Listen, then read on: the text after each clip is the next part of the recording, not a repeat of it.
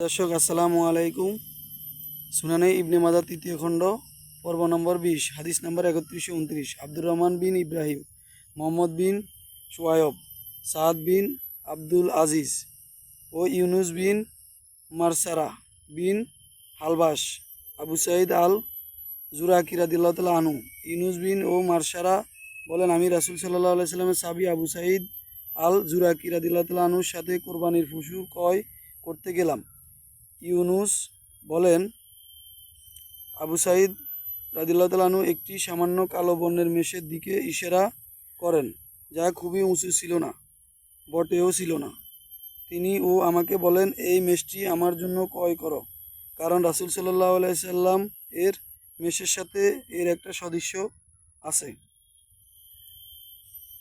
হাদিসটি তিরমিজিতে 905, নাসাইতে 2343-92 রয়েছে।